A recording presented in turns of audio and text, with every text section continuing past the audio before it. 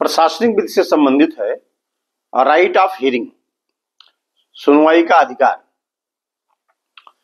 ये लैटिन उक्ति है, दूसरे पक्ष को भी सुनो, आडे आल्ट्रम पार्टम, यानी दूसरे पक्ष को भी सुना जाना चाहिए।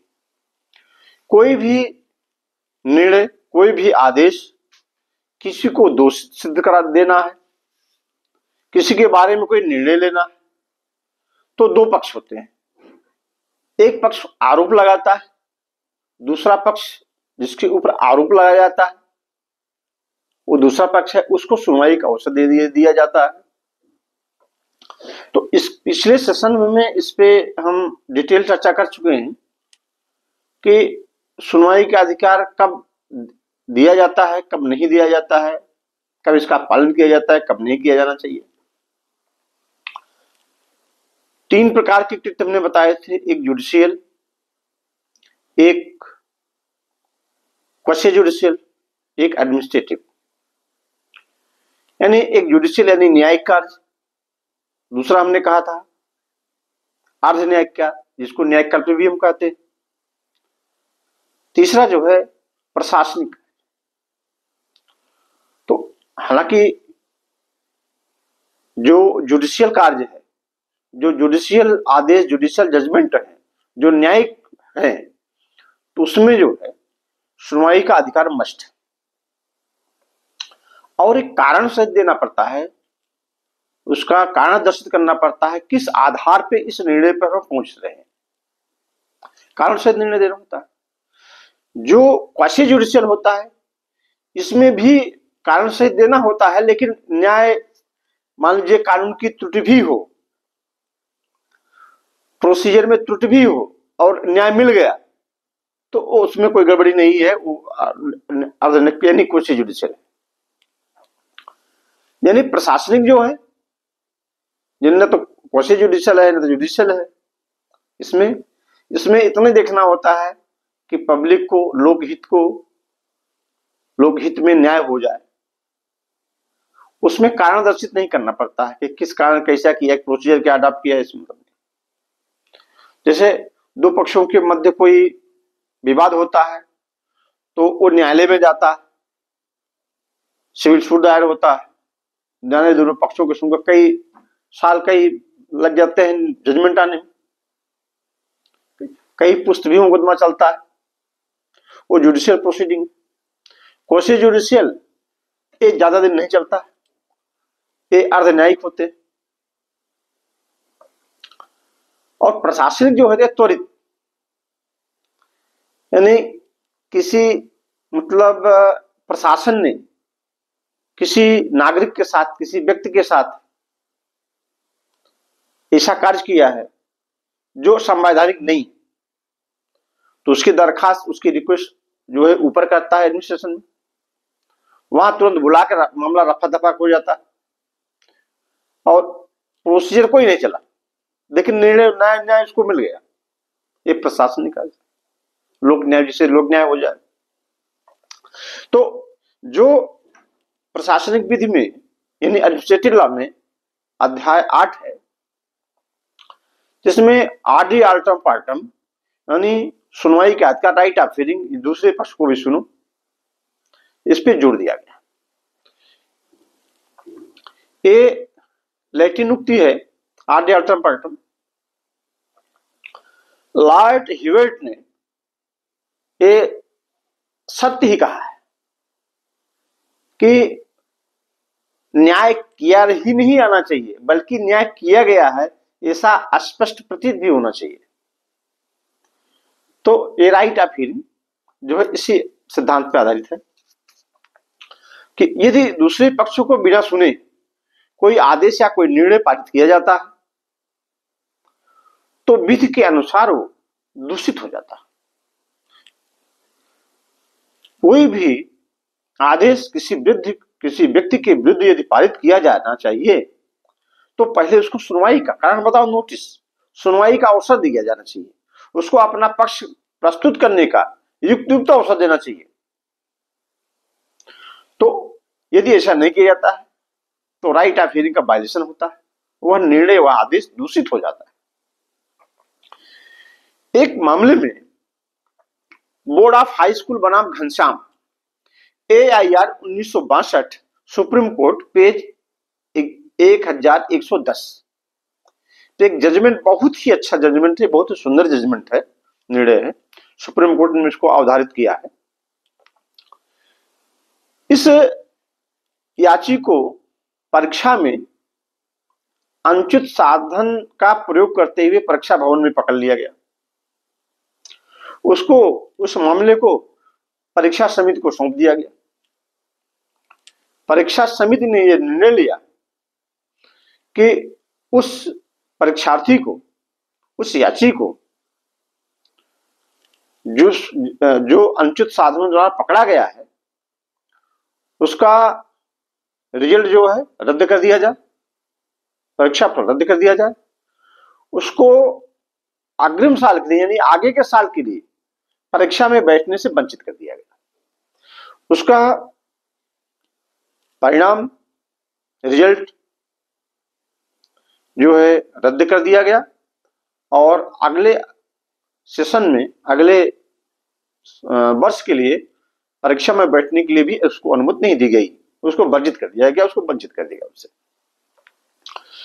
उसने मामला कोर्ट में ले, ये मामला अंतगत तो सुप्रीम कोर्ट में पहुंचा। जब ये बोर्ड ऑफ हाई स्कूल हारती गई तो मामला लास्ट में बोर्ड ऑफ हाई स्कूल ने सुप्रीम कोर्ट ले गई। तो सुप्रीम कोर्ट ने यह अवधारित किया गया कि जब परीक्षार्थी पकड़ा गया था तो उसको समुचित सुनवाई का अवसर देना चाहिए था और जो कक्ष निरीक्षक है उनके भी बयान लिए जाने चाहिए थे। उसको कारण दर्शित किया जाता, उसको पूछा जाता, उससे उसको युक्त सुनवाई का अवसर दिया जाता और कहा जाता कि बताओ जो अनुचित साधन जो अनुचित साधन का आपने प्रयोग किया है वो आपका है कि नहीं है, उस पर जिरह होती, जो वो अपना पक्ष प्रस्तुत कर देता तो समिति को जो निर्णय लेना होता लेता। लेकिन समिति ने उसको बिना सुने, बिना उसको सुनवाई का अवसर दिए उसके विरुद्ध आदेश पारित कर दिया, उसका परीक्षा फल निरस्त कर दिया और उस यात्री को अगले वर्ष परीक्षा में बैठने के लिए भी दंडित कर दिया गया, नहीं दंडित किया गया और कहा कि नहीं बैठ सकते। तो इस प्रकार से जो है, यदि बोर्ड ऑफ हाई स्कूल उसका परीक्षा फल रद्द करने के पूर्व, उसको दंडित करने के पूर्व उसको सुनवाई का अवसर, कारण बताओ नोटिस जारी करता, उसको सुनवाई का युक्त अवसर देती बोर्ड ऑफ हाई स्कूल, क्योंकि ऐसा उसने नहीं किया, इसलिए माननीय उच्चतम न्यायालय ने बोर्ड ऑफ हाई स्कूल के जो आदेश था उसको निरस्त कर दिया और बच्चे को, परीक्षार्थी को परीक्षा फल विधि के अनुसार घोषित करने का आदेश दिया और अगले वर्ष परीक्षा बैठने का भी आदेश दिया। तो इसमें राइट ऑफ हियरिंग यानी सुनवाई के अधिकार का पालन अनेबल सुप्रीम कोर्ट ने कराया। अब एक मैटर, बहुत ही अच्छा और मैटर है, मास्टर विभू कपूर बनाम council of Indian school certificate परीक्षा AIR 1985, दिल्ली हाई कोर्ट का, ये सुप्रीम कोर्ट में दिल्ली हाई कोर्ट का है। तो इस मामले में जो परीक्षार्थी था उसको परीक्षा दे रहा था, परीक्षा में जो कापी, जो उत्तर पुस्तिका उसने लिखी थी वो किसी और परीक्षार्थी से मेल खाती थी। इस आधार पर चूंकि उसने नकल किया है, दूसरे परीक्षार्थी की उसने नकल किया है, इस आधार पे उसकी परीक्षा को, उसके परिणाम को रद्द कर दिया गया, उसके रिजल्ट को रद्द कर दिया गया, अगले वर्ष वंचित कर दिया गया परीक्षा में बैठने के लिए। तो ये जो समिति थी, बोर्ड की समिति थी, तो समिति ने बिना परीक्षार्थी को सुने, बिना उनको सुनवाई का अवसर दिए हुए वो परीक्षा फल निरस्त कर दिया। वो गलत था। परीक्षा फल निरस्त करने के पूर्व सुनवाई का युक्त अवसर देती।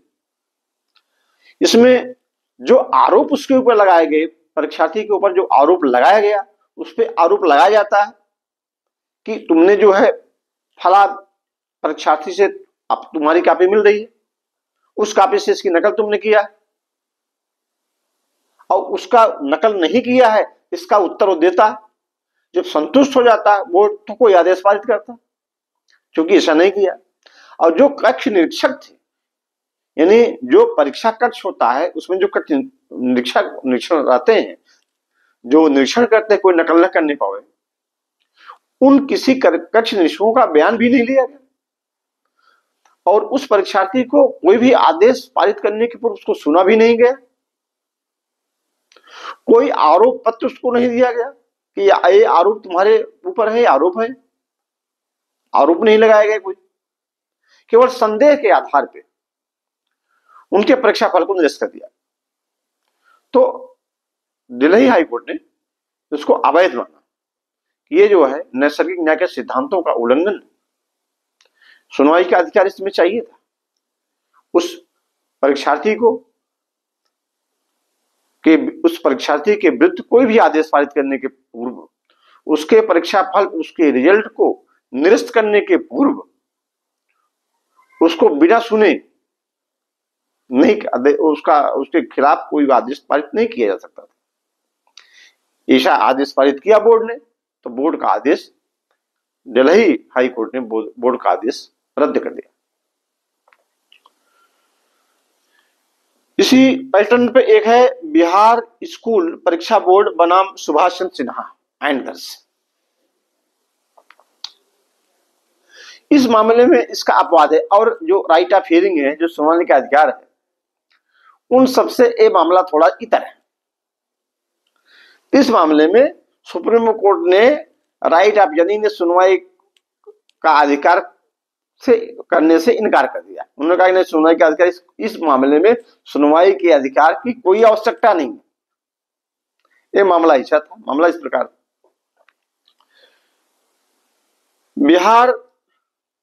बिहार स्कूल परीक्षा बोर्ड, बिहार स्कूल परीक्षा बोर्ड ने एक परीक्षा कराई। तो वो जो परीक्षा कराई, तो एक केंद्र पे उसके जो है, उनको ये सूचना मिली कि इस केंद्र पे एक परीक्षार्थी के गिरोह ने व्यापक अनुचित साधनों का प्रयोग किया, और उससे संतुष्ट होके, उस सूचना पे संतुष्ट होके उसने पूरे परीक्षा केंद्र को रद्द कर दिया।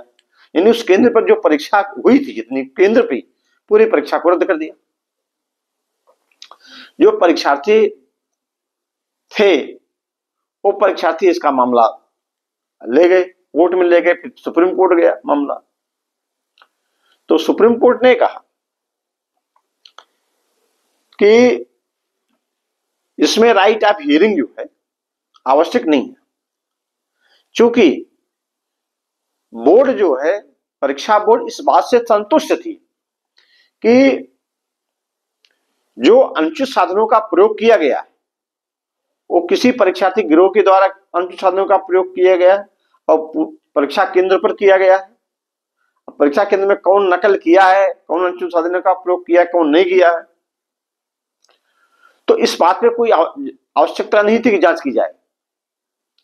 और इस बात पे अड़े रहना कि हमने नहीं किया है नकल, हमने अनुचित साधनों का प्रयोग किया नहीं किया है, यह गलत है। क्योंकि परीक्षा में इतने परीक्षार्थी हैं, उन सबको अलग अलग कारण बताओ नोटिस देना, उनको समुचित सुनवाई का अवसर देना, फिर उस पर संज्ञान लेना, तो बड़ा कठिन विषय। तो ऑनरेबल सुप्रीम कोर्ट ने इस मामले में AAR 1970 पेज 1270 बिहार स्कूल परीक्षा बोर्ड बनाम सुभाष चंद्र सिन्हा, इस मामले में ऑनरेबल सुप्रीम कोर्ट ने बोर्ड के आदेश को उचित माना और परीक्षार्थियों के निवेदन को अस्वीकार किया। कहा कि नहीं, इसमें सुनवाई का कोई अवसर देने की कोई आवश्यकता नहीं। नेक्स्ट, इस मामले में हाई स्कूल तथा माध्यमिक परीक्षा बोर्ड बनाम Chitra Srivastava AIR 1970 supreme court, page 1039। इस बोर्ड में, इस मामले में परीक्षा बोर्ड ने चित्रा श्रीवास्तव को, परीक्षा बोर्ड ने परीक्षा में बैठने की अनुमति दी, क्योंकि उपस्थिति उसकी कम थी, अटेंडेंस उसका कम था, फिर भी बोर्ड ने, परीक्षा बोर्ड ने परीक्षा में बैठने की अनुमति दिया और उसने सभी प्रश्न पत्रों का, यानी सभी उत्तर पुस्तिकाओं का समुचित उत्तर पुस्तिकाओं में समुचित उत्तर दिया। बाद में उसके परीक्षा फल को, उसके परिणाम को, उसके रिजल्ट को रद्द कर दिया। इस आधार पर रद्द कर दिया गया कि उसकी उपस्थिति, अटेंडेंस कम थी, उसमें उसको परीक्षा में बैठने की अनुमति नहीं देनी चाहिए थी। तो ऑनरेबल सुप्रीम कोर्ट ने कहा कि यह बात जो है बोर्ड को पहले ही देखनी चाहिए थी, उसको परीक्षा में बैठने, अटेंडेंस कम है, परीक्षा में बैठने की अनुमति नहीं दी जानी चाहिए। लेकिन जब परीक्षा में बैठने की अनुमति दे दिया तो इस आधार पे उसको जो है रद्द नहीं किया जा सकता है, उसको समुचित सुनवाई का अवसर भी नहीं दिया गया और उसके परीक्षा के फल को इसे अटेंडेंस कम है रद्द कर दिया। यह नैसर्गिक न्याय के सिद्धांत का उल्लंघन। तो जो है हाई स्कूल के आदेश को, जो हाई स्कूल ने चित्रा श्रीवास्तव के रिजल्ट को निरस्त किया था, उनको बहाल किया। नेक्स्ट मामले में मेनका गांधी बनाम union of India AIR 1978 supreme court. इस मामले में सुप्रीम कोर्ट ने फिर उलट गई, तो कहा नहीं, राइट ऑफ हियरिंग होना चाहिए, सुनवाई का अधिकार दिया जाना चाहिए।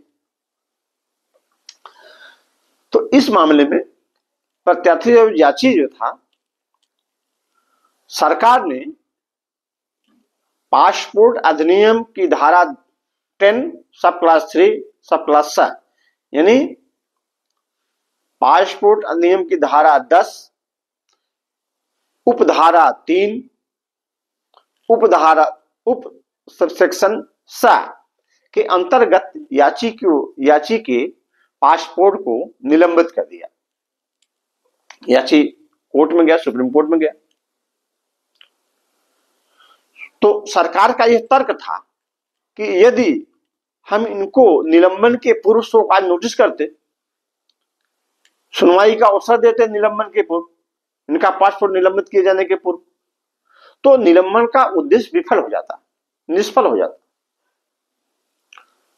क्योंकि लोकहित में याचिका, पासपोर्ट जो है लोकहित में निलंबित किया गया है, जिससे उसको बताने की कोई आवश्यकता नहीं, निलंबित करने के पूर्व उसको बताने की कोई आवश्यकता नहीं, क्योंकि लोकहित में कुछ मामले ऐसे होते हैं जो नहीं बताए जा सकते हैं।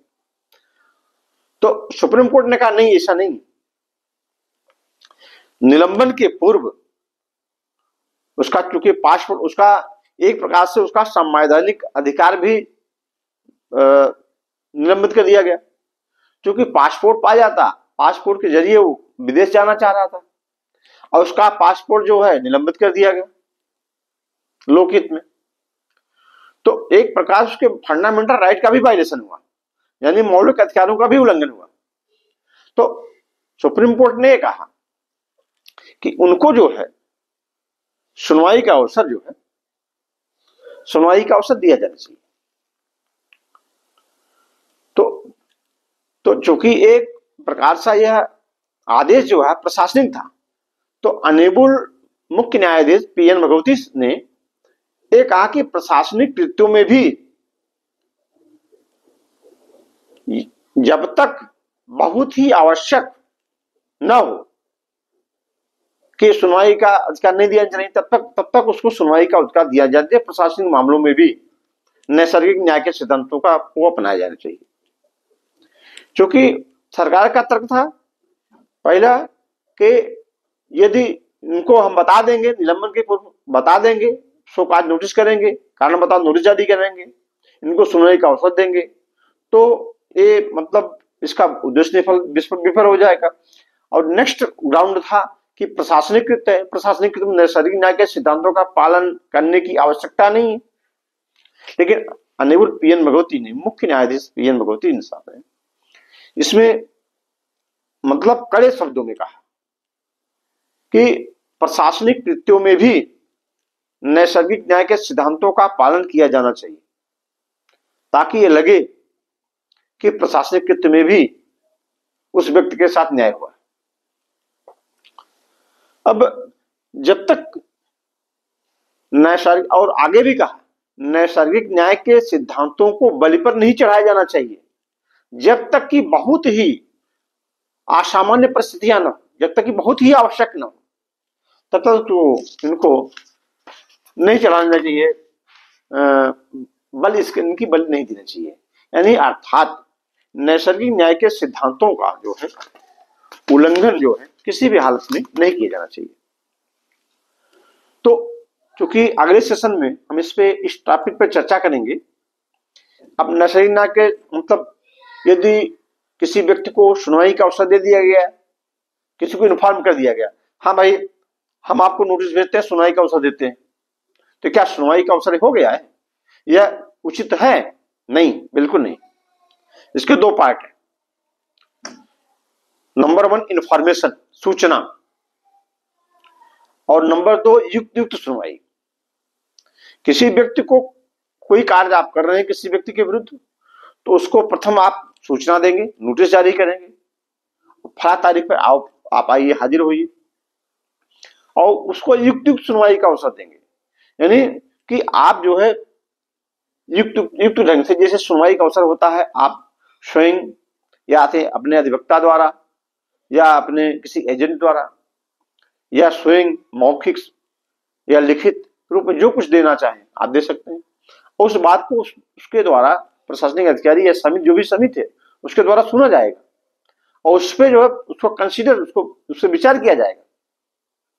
तो यह है, तो मतलब केवल यही पर्याप्त नहीं है सूचना दे देना, किसी भी व्यक्ति के विरुद्ध आदेश पारित किए जाने के पूर्व उसको सूचना देना और सुनवाई का युक्त अवसर न दे, ये भी सिद्धांत का उल्लंघन है, नैसर्गिक न्याय के सिद्धांत का उल्लंघन है। और युक्त सुनवाई का अवसर भी दिया जाना चाहिए, यानी पूर्ण रूप से उसको सुनवाई का अवसर। कोई डॉक्यूमेंट मांगे कि हमको एक डॉक्यूमेंट चाहिए, तो डॉक्यूमेंट अधिकारी या समिति को प्रोवाइड कराना चाहिए उसको, तो तब युक्त सुनवाई का अवसर हो पाएगा।